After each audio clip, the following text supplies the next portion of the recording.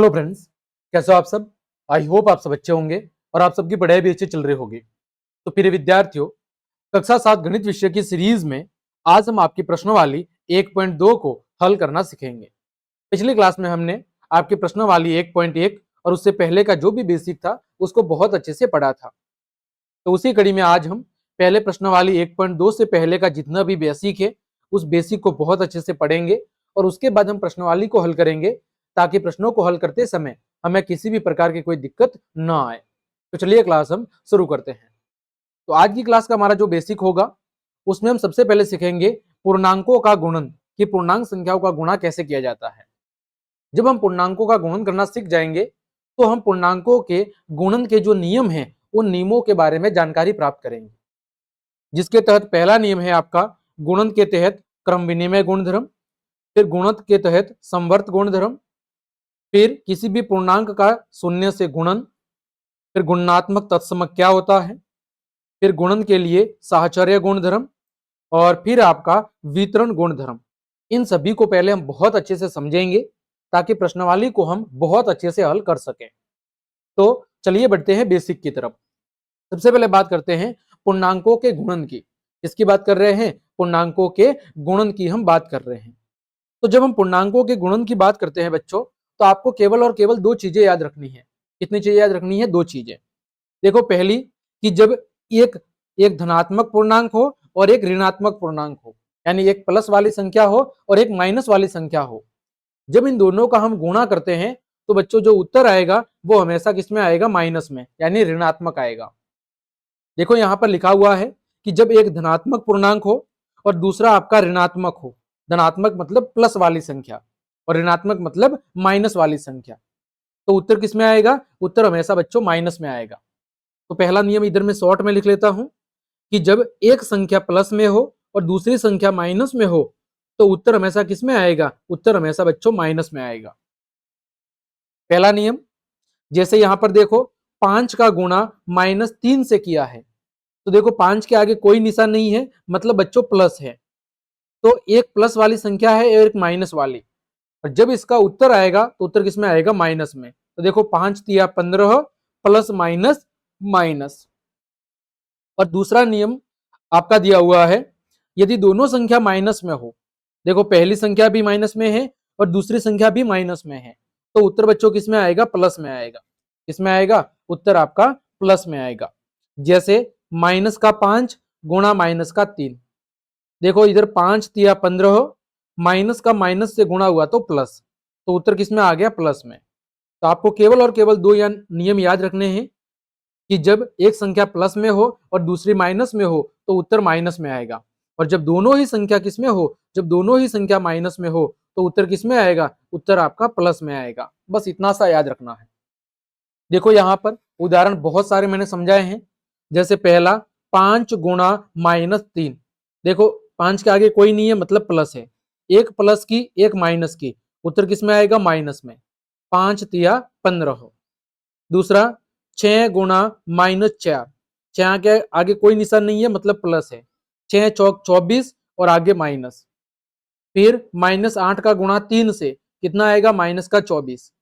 फिर -10 का गुणा 8 से कितना आएगा? माइनस का 80 आएगा। तो यहां पर हमने क्या देखा कि जब एक संख्या धनात्मक हो यानी प्लस वाली हो और दूसरी संख्या माइनस वाली हो तो दोनों का जो गुणनफल है वो किसमें आएगा? वो माइनस में आएगा। फिर हमने बच्चों दूसरा नियम देखा यहाँ पर कि जब दोनों संख्या माइनस में हो और उनका जब हम गुणा करते हैं तो उत्तर किसमें आएगा? उत्तर हमेशा प्लस में आएगा। देखो एक ऋणात्मक पूर्णांक गुणा दूसरा ऋणात्मक पूर्णांक, दोनों ही माइनस में संख्या है, तो उत्तर किसमें आएगा? प्लस में, धनात्मक पूर्णांक में। यहां पर देखो उदाहरण -5 का गुणा -4 से, तो 5 चौक 20 माइनस माइनस प्लस। फिर देखो -6 गुणा -4, 6 चौक 24 माइनस का माइनस से गुणा हुआ तो क्या हो जाएगा? प्लस। तीसरा -2 गुणा -10, तो कितना हो जाएगा? प्लस का 20। फिर -4 गुणा -8, कितना हो जाएगा यहाँ पर? प्लस का 32 हो जाएगा। ठीक, ये थे आपके पूर्णांकों का गुणन। बिल्कुल सरल है। जब दोनों में से एक संख्या माइनस में हो तो उत्तर माइनस में आएगा, और जब गुणा होने वाली दोनों संख्या माइनस में हो तो उत्तर किस में आएगा? प्लस में आएगा। ठीक, आगे बात करते हैं पूर्णांकों के गुणन के नियम। देखो, यानी पूर्णांक संख्याएं जब आपस में गुणा करती है उस समय कौन कौन से गुण धर्मों का पालन करती है। पहला नियम है क्रम विनिमय गुणधर्म। कौन सा नियम? क्रम विनिमय गुणधर्म। तो देखो, किन्हीं भी दो आपके पूर्णांक हैं, किन्हीं भी दो धनात्मक पूर्णांकों के लिए, किन्हीं भी दो धनात्मक पूर्णांकों के लिए जब हम आपस में गुणा करेंगे तो वो गुणा के लिए क्रम विनिमय गुणधर्म का पालन करती है। ठीक है, यहाँ पर आप चाहे तो ये धनात्मक शब्द हटा सकते हैं, केवल इतना लिख सकते हैं कि किन्हीं दो धनात्मक पूर्णांकों के लिए जब आपस में गुणा किया जाता है तो उस समय क्रम कोई भी मायने नहीं रखता है। आप संख्याओं को, पूर्णांक संख्याओं को किसी भी क्रम में गुणा कर दो, उत्तर हमेशा समान आएगा। चाहे आप a गुणा b करो या चाहे b गुणा a करो, इससे कुछ भी फर्क पड़ने वाला नहीं है, उत्तर आपका हमेशा समान आएगा a b। यानी पूर्णांक संख्याएं गुणन के तहत क्रम विनिमय गुणधर्म का पालन करती है। यानी जब हम पूर्णांक संख्याओं का गुणा करते हैं तो उस समय संख्याओं का क्रम कोई मायने नहीं रखता। आप किसी भी क्रम में पूर्णांक संख्याओं का गुणा कर दो, आपका उत्तर समान ही आएगा। जैसे यहाँ पर 5 गुणा -4 करो या 4 गुणा -5 करो, देखो उत्तर समान है, -20 है।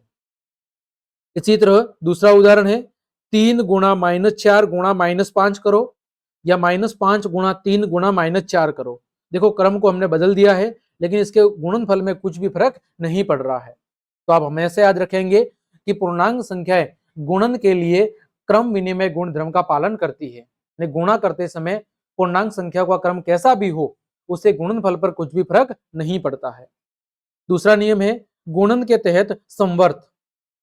ठीक है, देखो इसका मतलब क्या हुआ कि जब दो पूर्णांक संख्याओं का गुणा किया जाता है, जैसे a और b दो पूर्णांक संख्या है, इन दोनों का जब गुणा करेंगे तो जो आपका गुणनफल आएगा वो भी कैसा होगा? वो भी आपकी पूर्णांक संख्या होगी।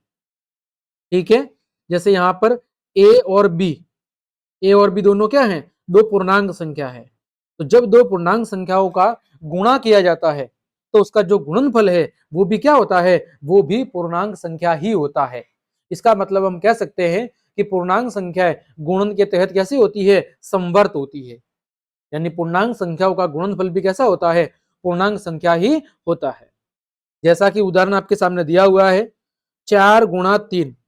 देखो 4 पूर्णांक संख्या है, 3 भी पूर्णांक संख्या है, तो 4 का 3 से गुणा करेंगे तो उत्तर कितना आ गया? 12। 12 भी क्या है? आपकी पूर्णांक संख्या है। फिर -4 का गुणा -6 से किया है तो कितना आ गया? प्लस का 24। इसका मतलब -4 क्या थी? आपकी पूर्णांक संख्या थी। -6 भी कौन सी संख्या थी? -6 भी पूर्णांक संख्या थी। और इसका जो गुणनफल आया वो भी कौन सी संख्या है? पूर्णांक संख्या है। इसका मतलब पूर्णांक संख्याएं गुणन के तहत क्या होती है? संवर्त होती है। ठीक है, इसी तरह तीसरा उदाहरण -8 गुणा 6 कितना आ गया? -48। फिर -12 गुणा 6 कितना आ गया? -72। तो हमने यहाँ पर क्या देखा बच्चों कि दो या दो से अधिक पूर्णांक संख्याओं का जो गुणनफल है वो भी पूर्णांक संख्या ही होती है। इसका मतलब पूर्णांक संख्याएं गुणन के तहत संवर्त गुणधर्म का पालन करती है। आगे बच्चों देखो, तीसरा है शून्य से गुणन। तो जब हम किसी भी पूर्णांक संख्या को 0 से क्या करते हैं? गुणा करते हैं तो उसका गुणनफल कितना आता है? शून्य ही आता है। जैसे a गुणा 0 कर लो या 0 गुणा a कर लो, उत्तर कितना आएगा? 0 ही आएगा। जैसे यहाँ पर 3 गुणा 0 या 0 गुणा 3 कितना आ गया? 0। दूसरा -5 गुणा 0 या 0 गुणा -5, उत्तर कितना आया? 0। इसका मतलब किसी भी संख्या का जब हम 0 से गुणा करते हैं तो उसका गुणनफल कितना आएगा? हमेशा 0 आएगा। अगला गुणात्मक तत्समक। तो गुणात्मक तत्समक का मतलब होता है कि किसी भी पूर्णांक संख्या को यदि हम 1 से गुणा करें, किससे गुणा करें? 1 से गुणा करें तो उसके गुणनफल में कुछ भी बदलाव नहीं आता है। ठीक है, गुणनफल वैसा का वैसा ही रहता है। तो 1 को पूर्णांक संख्याओं के लिए क्या कहा जाता है? गुणात्मक तत्समक कहा जाता है, क्योंकि 1 का किसी भी पूर्णांक संख्या से गुणा करने पर उसके गुणनफल में कुछ भी परिवर्तन यानी बदलाव नहीं आता, वो वैसा का वैसा ही रहता है। चाहे आप 10 गुणा 1 करो तो भी कितना आएगा? 10 ही आएगा। चाहे आप 10,000 गुणा 1 करो तो कितना आएगा? 10,000 ही आएगा। यानी 1 से गुणा करने पर कुछ भी फर्क नहीं पड़ता है। इस वजह से एक को क्या कहा जाता है, पूर्णांकों के लिए गुणनात्मक तत्समक कहा जाता है। और पिछली क्लास में हमने पढ़ा था कि योज्य तत्समक किसे कहते हैं, तो योज्य तत्समक कहा जाता है जीरो को, क्योंकि जीरो को किसी भी संख्या के साथ जोड़ने पर कुछ भी फर्क नहीं पड़ता है। तो जीरो को कहा जाता है योज्य तत्समक। योज्य मतलब योग, जोड़, जिसको जोड़ने पर कुछ भी फर्क नहीं पड़ता है। और गुणात्मक मतलब गुणा, यानी एक का गुणा करने पर गुणनफल में कोई फर्क नहीं पड़ता है। आगे बच्चों, अगला गुणधर्म है गुणन के तहत साहचर्य गुणधर्म। देखो, साहचर्य का मतलब होता है साथ। क्या होता है? साथ। मतलब क्या हुआ कि यदि हम पूर्णांक संख्याओं का गुणा करें और यदि हम संख्याओं का साथ बदल दे तो गुणनफल में कुछ भी फर्क नहीं पड़ता है। यानी पूर्णांक संख्याएं गुणन के तहत क्या होती है? साहचर्य होती है। मतलब पूर्णांक संख्याओं का गुणा करते समय यदि हम संख्याओं का साथ बदल दें तो उसके गुणनफल में कुछ भी हमें फर्क देखने को नहीं मिलता है। जैसे ए गुणा बी गुणा सी, यहां पर आप ध्यान से देखोगे तो पहले ए बी के साथ में है, ए और बी साथ में है और सी अलग है। फिर हमने साथ बदल दिया, अगली बार हमने बी और सी को साथ में लिख दिया और ए को अलग कर दिया, लेकिन फिर भी इसका गुणनफल ए बी सी ही आएगा। इसके गुणनफल में कुछ भी फर्क देखने को नहीं मिलेगा। जैसा कि उदाहरण दिया हुआ है 3 गुणा 4 गुणा 5। यहां पर देखो 4 और 5 साथ में है, फिर हमने संख्याओं का साथ बदल दिया, अगली बार हमने 3 और 4 को साथ रख दिया और 5 को अलग कर दिया, लेकिन गुणनफल में कुछ भी फर्क नहीं पड़ा, गुणनफल 60 का 60 ही आया है। इसी तरह अगला -2 गुणा 4 गुणा 5। पहले देखो -2 और 4 साथ में है, लेकिन हमने अगली बार साथ बदल दिया, 4 और 5 को साथ में लिख दिया, लेकिन फिर भी गुणनफल में कोई फर्क नहीं पड़ा। तो इसका मतलब हुआ कि पूर्णांक संख्याओं का गुणा करते समय यदि साथ बदल दे तो उसके गुणनफल में कोई फर्क नहीं पड़ता है। इसका मतलब पूर्णांक संख्याएं गुणन के लिए साहचर्य गुणधर्म का पालन करती है। आगे, गुणन के तहत वितरण गुणधर्म। कौन सा गुणधर्म? गुणन के तहत वितरण गुणधर्म। तो पूर्णांकों के लिए योग पर, किसके लिए? योग पर यानी जोड़ पर गुणन का वितरण नियम सत्य है। पूर्णांकों के लिए योग पर गुणन का वितरण नियम क्या है? सत्य है। देखो यहां पर जैसे कोई भी 3 पूर्णांक है ए बी और सी, देखो यहां पर बी और सी के साथ में जोड़ हो रही है, उसका गुणा किसके साथ हो रहा है? ए के साथ। तो इसको मैं ऐसे खोलकर भी लिख सकता हूं, वितरण भी कर सकता हूं कि ए का गुणा एक बार बी से कर दो और ए का गुणा एक बार सी से कर दो और फिर मैं क्या कर दूं? इनको जोड़ दूं। तो इससे गुणनफल पर कुछ भी फर्क नहीं पड़ता है। आ रहा है समझ में कि जब पूर्णांक संख्याओं का क्या हो रहा हो? योग हो रहा हो और उसके ऊपर हम गुणन की क्रिया कर दें या गुणन का वितरण लगा दें तो उससे उसके गुणनफल या योगफल पर कोई फर्क नहीं पड़ता है। जैसे यहां पर देखो 4 गुणा 2 प्लस 5, तो आप चाहे तो 2 प्लस 5 को पहले जोड़ के फिर गुणा करो, या 4 का गुणा एक बार 2 से कर दो, या 4 का गुणा एक बार 5 से कर दो। तो यहां पर देखो 4 का गुणा एक बार 2 से किया है, 4 का गुणा एक बार किससे किया है? 5 से किया है। तो देखो 4 गुणा 2 8 और 4 गुणा 5 20। या आप डायरेक्ट करते तो 4 गुणा 2 प्लस 5 कितना? 7, तो भी कितना आता? 28 आता। तो 4 सत्ते 28 और इस तरफ भी कितना आ रहा है? 28 ही आ रहा है। यानी पूर्णांक संख्याएं योग पर गुणन का वितरण नियम क्या है? सत्य है। ठीक, तो ये पूरा आपकी प्रश्न वाली 1.1 से पहले का बेसिक था। उम्मीद करता हूं पूरा बेसिक आपको बहुत अच्छे समझ में आया होगा। अब बढ़ते हैं हम प्रश्न वाली की तरफ ताकि आपको प्रश्न वाली बहुत अच्छे समझ में आ सके। हम बात कर रहे हैं प्रश्न वाली 1.2 की। देखें, निम्नलिखित गुणनफलों को ज्ञात कीजिए। तो हमने गुणनफल के अभी नियम पढ़े थे। पहला नियम था आपका कि जब एक संख्या प्लस में हो और एक संख्या माइनस में हो तो उत्तर हमेशा किसमें आएगा? माइनस में आएगा। दूसरा नियम था कि यदि दोनों संख्या माइनस में हो तो उत्तर हमेशा किसमें आएगा? तो उत्तर हमेशा आएगा प्लस में। ये हमने अभी तक पढ़ा था। अब देखो पहला सवाल। पहला सवाल है कि 3 का गुणा किससे हो रहा है? -1 से। पहला सवाल 3 गुणा -1। देखो बच्चों 3 के आगे कोई नहीं है मतलब प्लस है, तो एक संख्या प्लस में है एक माइनस में है, उत्तर किसमें आएगा? माइनस में। 3 एकम 3। ठीक, दूसरा बी -1 गुणा 225। देखो बच्चों, एक संख्या माइनस में है, एक प्लस में है, उत्तर किस में आएगा? माइनस में। 225 का गुणा 1 से होगा तो कितना आ जाएगा? 225 आएगा। आगे देखो तीसरा सी, माइनस का 21 गुणा माइनस का 30।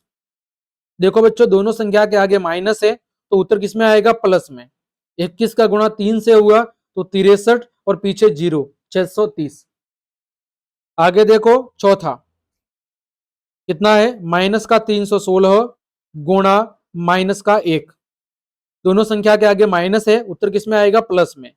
316 का गुणा 1 से हुआ, कितना आएगा? 316 आएगा।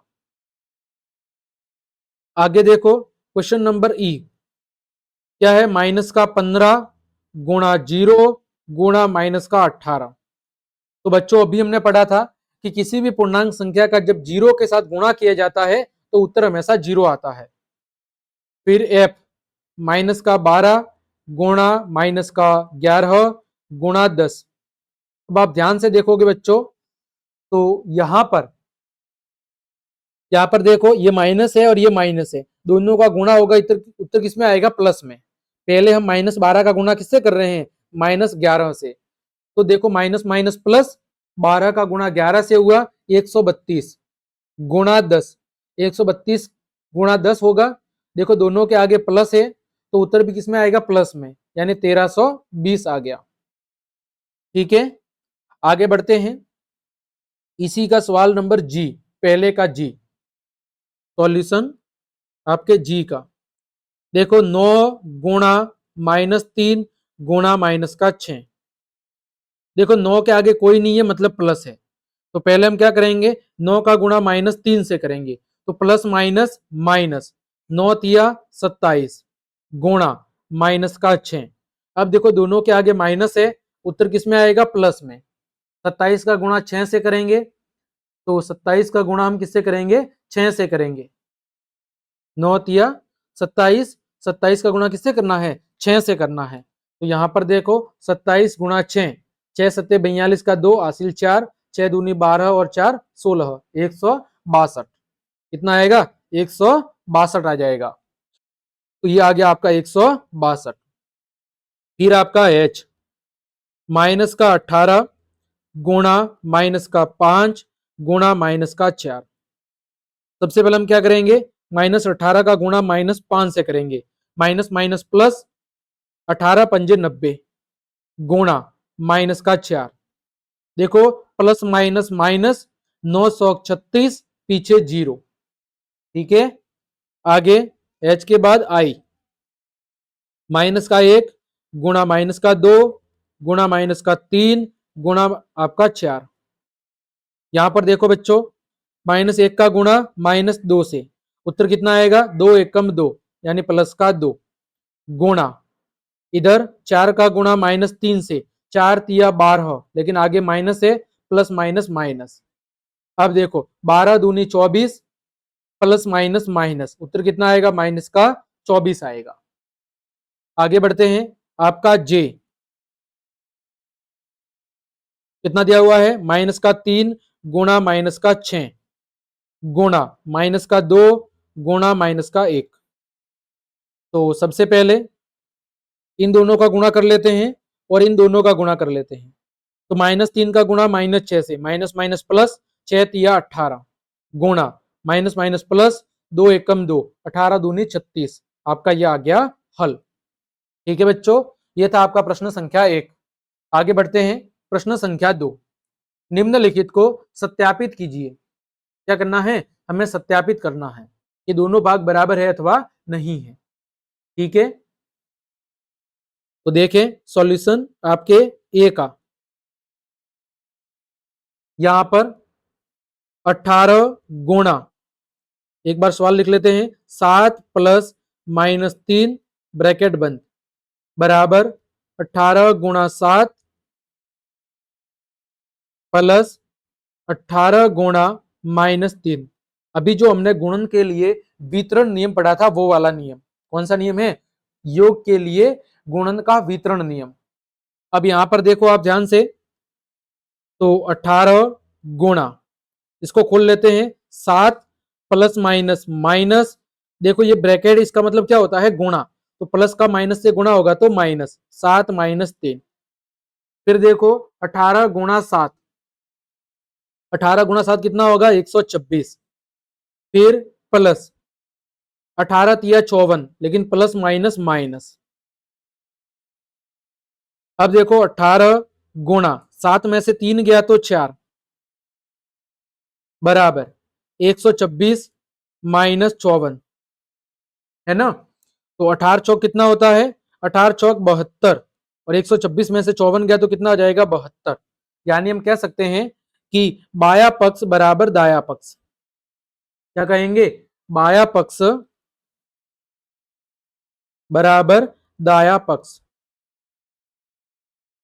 इति सिद्धम, इति सिद्धम। यानी दोनों पक्ष क्या है, दोनों पक्ष आपके बराबर है। ठीक है, आगे देखो दूसरा बी वाला सवाल, इसको मैं थोड़ा सा छोटा कर लेता हूं ताकि दूसरे वाले को मैं आसानी से यहां पर समझा सकूं। इसको मैं थोड़ा सा छोटा कर लेता हूं। चलिए, ये हमने इधर लिख दिया है। अब देखो दूसरा हम बी वाला करते हैं, सॉल्यूशन आपके बी का, बी वाले का सॉल्यूशन। देखो यहां पर क्या है, माइनस का 21 गुणा माइनस का 4 प्लस माइनस का 6 ब्रैकेट बंद, फिर माइनस का 21 गुणा माइनस का 4 प्लस माइनस का 21 गुणा माइनस का 6, वही योग के लिए गुणन का वितरण नियम। तो सबसे पहले देखो यहां पर माइनस का 21 गुणा, ये देखो माइनस का 4 प्लस माइनस माइनस माइनस का 6 बराबर, ये देखो माइनस माइनस प्लस, 21 का गुणा बच्चों 4 से होगा, कितना हो जाएगा 84, प्लस माइनस माइनस प्लस, 21 का गुणा 6 से होगा 126। फिर देखो माइनस का 21 माइनस का 4 माइनस का 6 कितना हो जाएगा माइनस का 10, 84 प्लस 126 दोनों को जोड़ देंगे कितना हो जाएगा 210। देखो माइनस माइनस प्लस, 21 का गुणा 10 से होगा 210 बराबर 210। यहां पर लिख देंगे आगे लेफ्ट हैंड साइड बराबर राइट हैंड साइड, यानी बाया पक्ष बराबर दाया पक्ष, इति सिद्धम, इति सिद्धम। ठीक, आगे बढ़ते हैं। प्रश्न संख्या 3, किसी भी पूर्णांक ए के लिए माइनस 1 गुणा ए किसके समान है। तो देखें सॉल्यूशन, हमने देखा था कि एक क्या है, पूर्णांकों के लिए गुणनात्मक तत्समक है, यानी एक का किसी भी संख्या के साथ गुणा करने पर उसका गुणनफल वही का वही रहता है। तो देखें सॉल्यूशन, पहले का हम लिखेंगे कि माइनस 1 गुणा ए बराबर में क्या होगा आपका माइनस ए होगा, जहां ए क्या है, जहां ए आपका एक पूर्णांक है, जहां ए एक पूर्णांक है। ठीक है, फिर दूसरा देखो, ये पहले का सॉल्यूशन है, ये पहले का था, दूसरा, दूसरे के अंदर ए, वह पूर्णांक ज्ञात करो जिसका माइनस 1 के साथ गुणनफल है। देखो माइनस 22, माइनस 22 तो इसका किसके साथ गुणा करना है माइनस 1 के साथ, तो माइनस 1 गुणा माइनस का 22।